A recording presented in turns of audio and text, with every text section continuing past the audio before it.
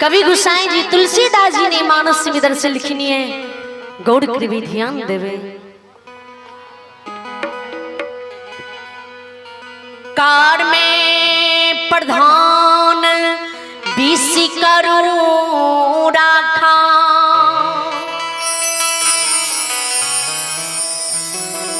जो जसी करनी सो तरस फाल चाखा।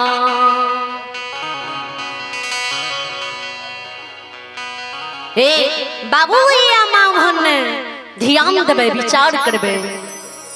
दुनिया में मानव का कर्म के ही अनुसार फल मिलई है।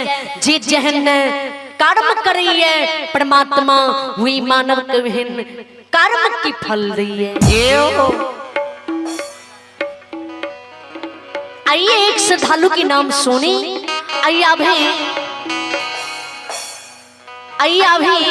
अनमोल यादव है। आइए अभी अनमोल यादव है, जिन्होंने शारदा दिल से शानदार 1 से 1 रुपए की दान दी। श्रद्धालु के चरणों में समस्त मंडली की ओर से कोटि कोटि नमन, लाखों लाख प्रणाम। भगवान से विनती करती हूँ इनके हर मनोकामना पूर्ण करे, परमात्मा सदा सुखी रखे।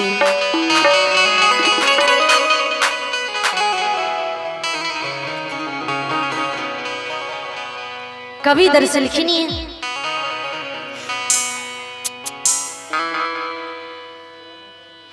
हरि आनंद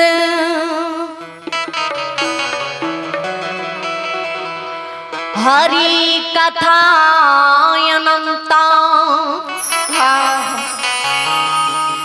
कही सुनही सब विधि सब जनता। सब जनता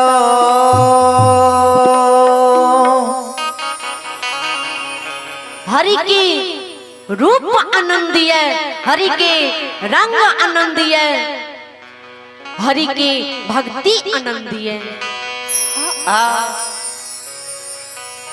भगवान की भक्ति कभी भी व्यर्थ नहीं जाइए। भगवान की पूजा आराधना ही बाबू ही या मावन कभी व्यर्थ नहीं जाइए। जेओ जी क्यों मानव जी क्यों बाबू ही या मावन संसार में भगवान की भक्ति करिए। ओए मानव के दिन एक दिन ने एक दिन परमात्मा जरूर सुदीन करिए। कवि दरअसल लिखनी है, धर्म करती ना हुए हानि, तइयो ने छोड़िहा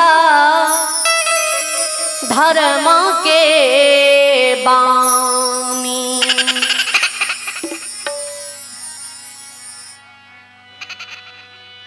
आज राजा रानी भगवान की भक्ति करे, भगवान की पूजा करे, भगवान की आराधना करे, भगवान पर विश्वास भरोसा रखने रहे। तो आए राजा रानी का अक्षमित्तिपुर नगरी में हुए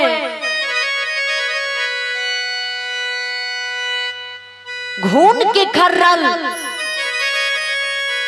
पाउडर से धर्मराज बाबा जुती बाबा राजा के 5 गो बेटा निर्माण क्या दे छे, जिंदा कर दे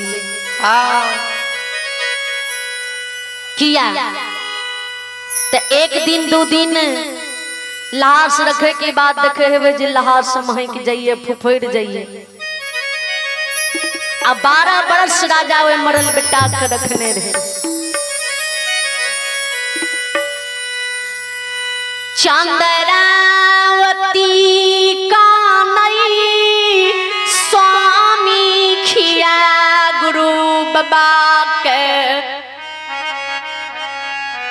के दली में बाघ सिंह सदूल सियार खा गेलई।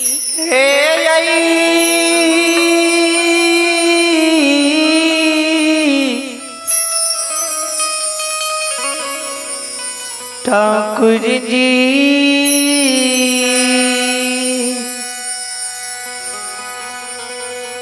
की गुरु बाबा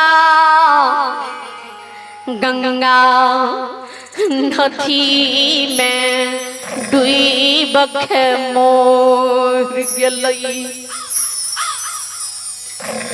की गुरु बाबा खेदली के बाट कुबा कुबा चल गेलई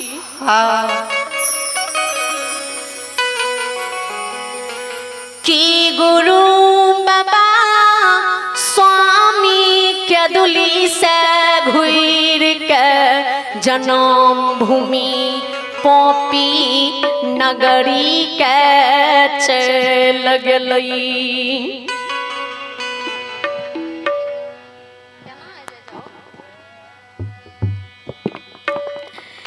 की गुरु बाबा स्वामी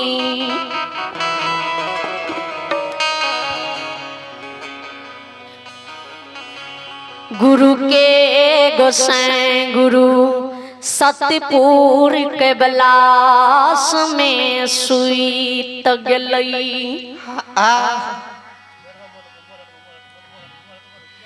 की गुरु ज्योतिक बाबा ही अच्छी मितिपुरे नगरी राजा रानी के भुला गेलई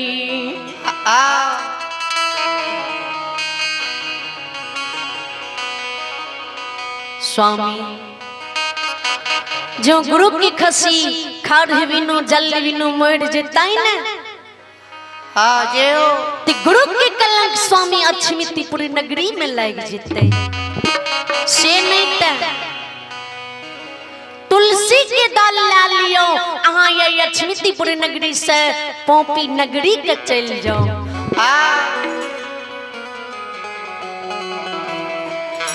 ज्योति बाबा के बनसा बली कुल खानदान में भगता बाबा पंजियार बाबा भेल होइतई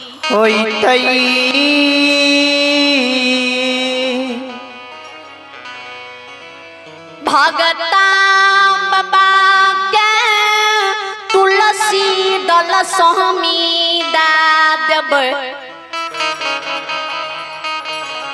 पोपी नगरी से नने ये गुरु बाबा के नेतौल खसी डाली अछमीत में सुसार स्वामी लगा देवयो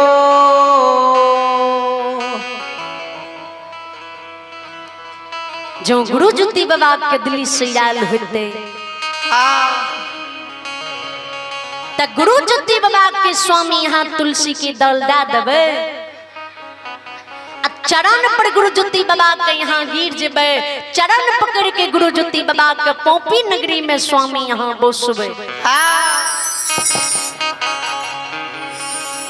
हाथी जरे स्वामी रूसल गुरु बाबा के यहाँ पोपी में मनेब पोपी नगरी से गुरु बाबा के मना के अछमीत नगरी नने ये गुरु बाबा जी मरल बेटा नहीं जिलेतै ने त गुरु बाबा के जे खसी नेतल छै खासिया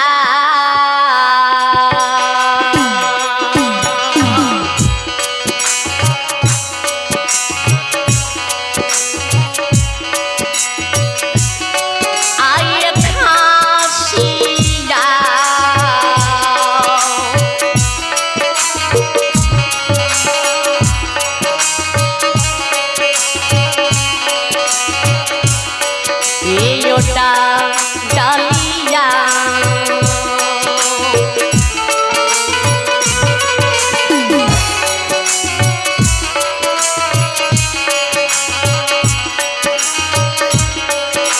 यो सुसार देवयो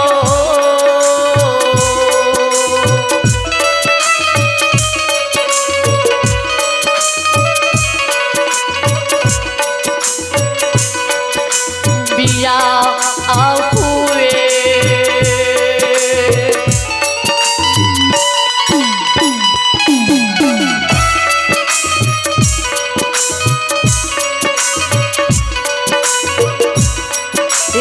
मरल पुत्री देवईने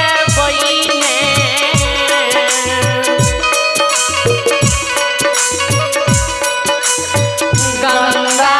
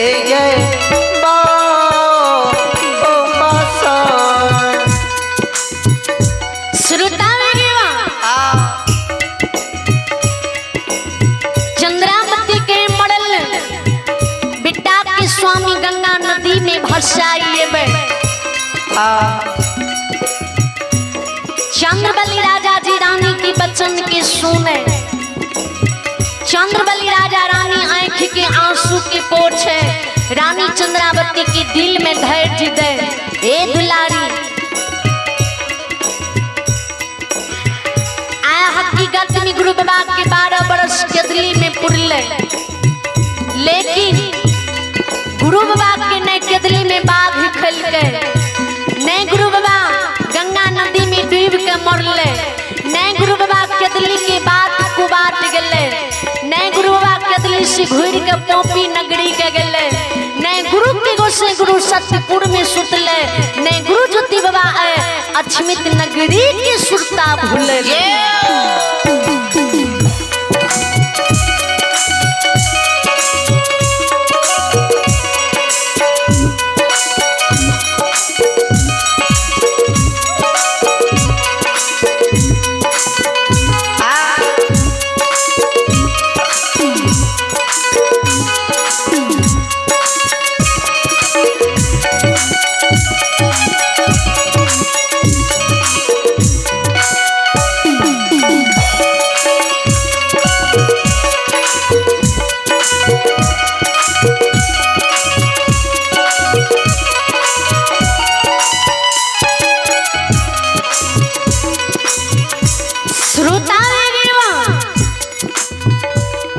चंद्रबली राजा की दुलारी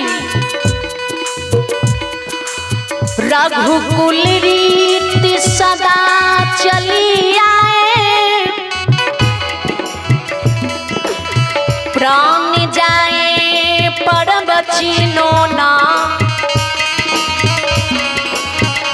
पर बचिनो ना जाए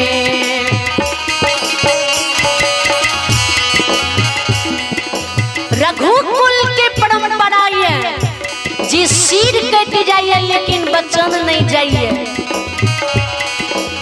किया दुलारी यहाँ धड़कै छियै, कानै छियै, अधरे होइ छियै।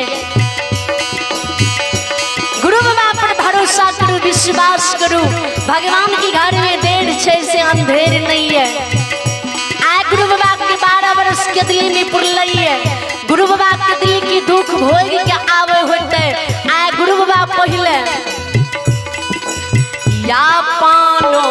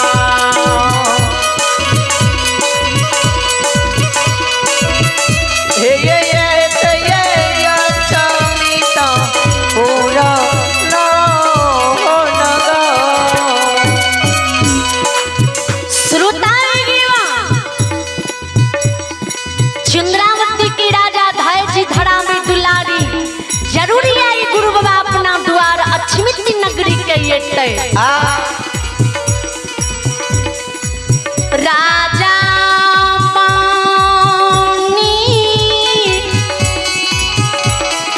वीरानी सुनैया हो।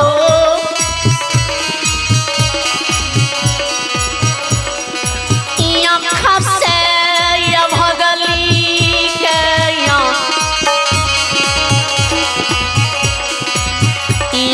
सुबीर जमीन पर काटल गाछी समान गिर जाए छातीए में।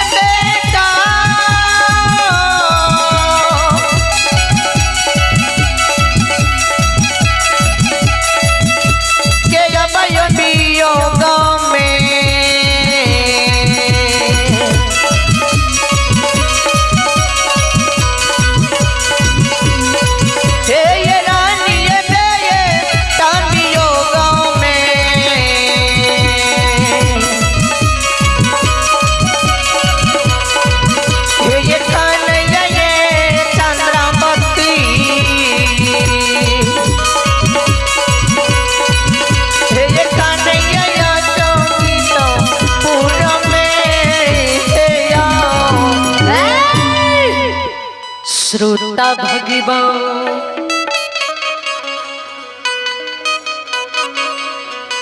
बिट्टा बिडोग में कौनी छाती में मुक्का मारे चंद्रबली राजा के कहे स्वामी एक दू दिन ना एक दू बरस नहीं एक दू महीना नहीं 12 वर्ष से अच्छे बेटा रहते हुए अक्षमित में निपुत्री बहन अक्षमित में स्वामी ही रह गलिए।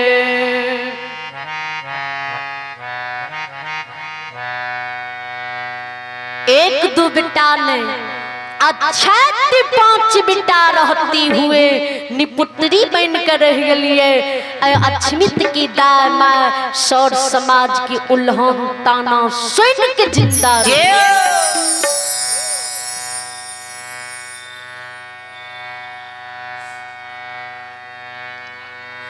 जवानी ढल गलई बुढ़ापा आवी गलइयो बाल फाक गलई 32 मुख के दांत स्वामी ही झर गलई। माली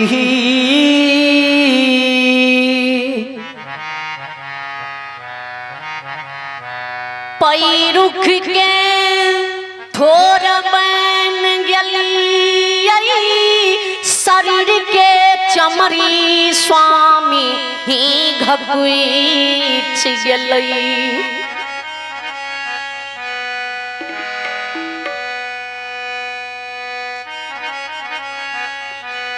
बाँव भुजा में बल नहीं है दुख सहई के स्वामी शरीर में सामर्थ्य नहीं।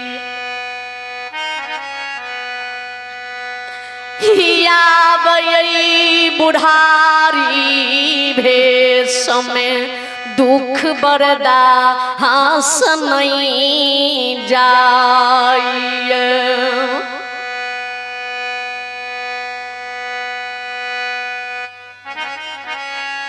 कवि गोसाई जी दरअसल लिखी नहीं है।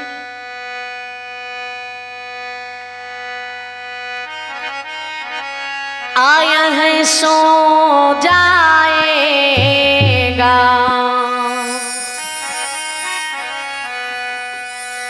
राजा रंग फकीर एक सिंहासन चढ़ चले एक बने जंजीर।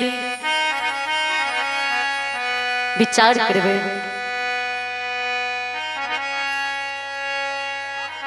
जी माना भगवान की भक्ति भजन पूजा आराधना करिए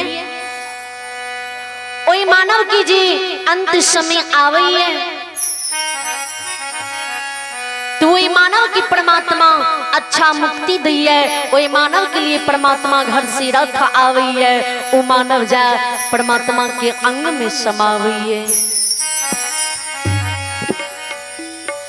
जी माना भगवान की भक्ति भजन नहीं करी है क्या करे बुरा छोड़ भला नहीं करी है। वही मानव की जो अंत समय आवई है तो वह मानव का अंत समय में परमात्मा बड़ा दुख बड़ा कष्ट दी है ऐसा दुर्गति बना दी है जे अपना हाथ से वो एक लोटा पानी भर के नहीं पी पावे है। वही मानव के लिए परमात्मा यमराज के भेजी है। यमराज वही मानव के जंजीर में जकड़ के नरक की द्वार ले जाइए।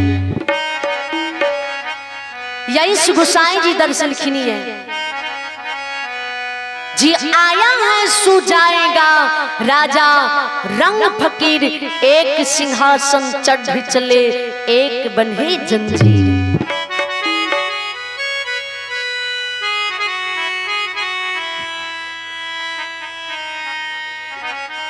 चंद्रावती कानई स्वामी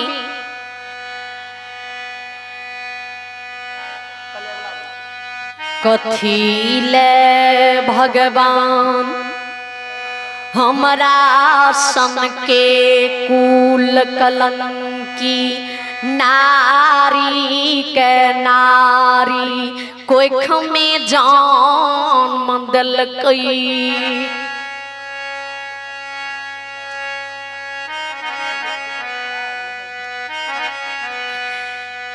स्वामी या गुरु बाबा के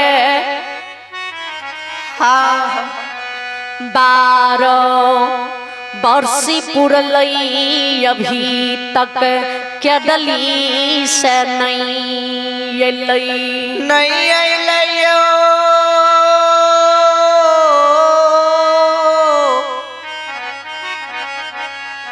यो सुन भैया बाबो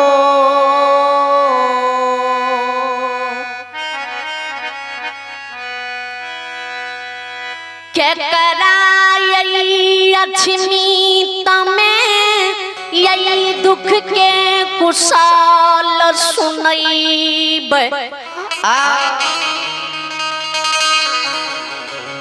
के हमार दुखियई अछमीत के दामा माँ बहन समाज लोग बुझतई स्वामी आज गुरु बाबा नहीं टेक दिल्ली से ते काल गुरु बाबा के होती पड़ाती तेर हम बरस चढ़ जीते आगे हो जो तेर हम बरस चढ़ जीता ना एक तछमित की सोर समाज आग पैन ढाठ नहीं छे दोसर हंसी दुई सके स्वामी मारतई तना कहतई रे घिनन राजा हे पपिया राजा जी गे पपिया ही रानी जय गुरु गोसैया के कारण समाज के बचौन काट मोरल बेटा के 12 वर्ष तक घर में जगा कर रखल